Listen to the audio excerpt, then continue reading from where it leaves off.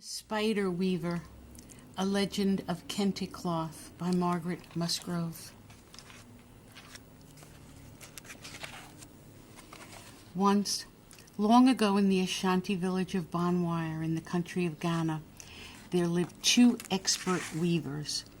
One was called Nana Koragu, the other was Nana Ameyo.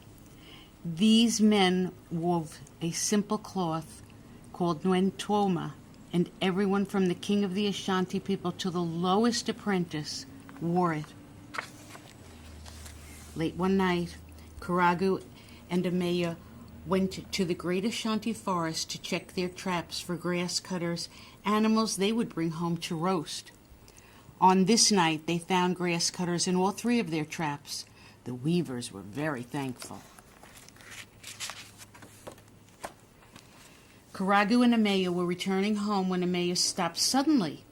The light from his lantern had fallen on an amazing sight, glowing like moonbeams against the midnight sky. "Come, look, my friend," Ameya whispered to Koragu. "I see a small miracle." The small miracle was actually a web, but never before had either of them seen such a wondrous design. Yet it had been woven with a single unbroken thread, a thread that was even finer than a strand of human hair.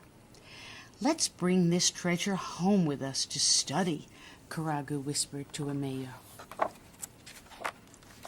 Ameya carefully detached the web from where it held fast to a banana tree, but as he did, the web collapsed, sticking to his fingers. "Oh, it's ruined," Koragu cried. "Now how will we ever learn how to weave this beautiful design?" Saddened, the weavers walked home. Their discovery was lost forever. When the men entered their village at dawn, Ameya's wife, Afia, came out to meet them. Afia offered them a calabash filled with cool water to drink.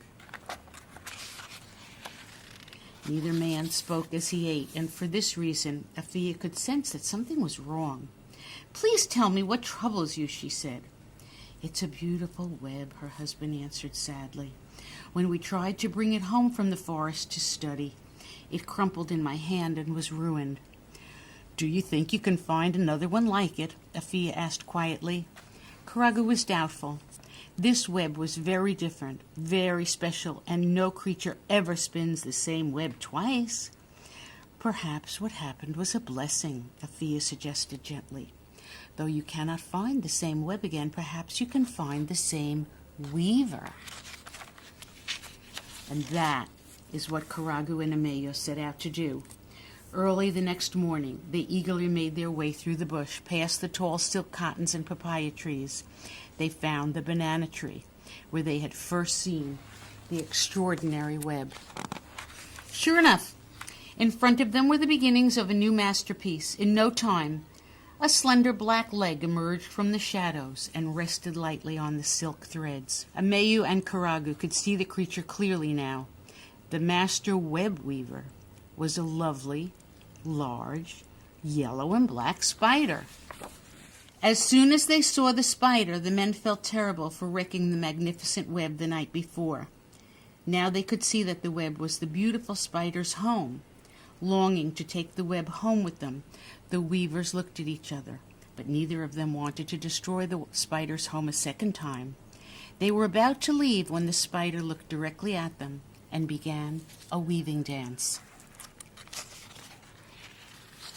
Dip, twist, turn, and glide, the spider made her way across the back over the web. She moved like a woman dancing, regal and very graceful. The spider wove on and on into the afternoon, and the weavers stood still in admiration as they watched her. At dusk, the tired but satisfied spider completed her creation. The spider moved sideways to the edge of her web, but before disappearing into the shadows, she turned in the direction of Ameya and Koragu. In that brief moment, the men were quite certain she smiled at them. Then, in the blink of an eye, she was gone. The beautiful spider had shown the weavers how to weave new, intricate designs.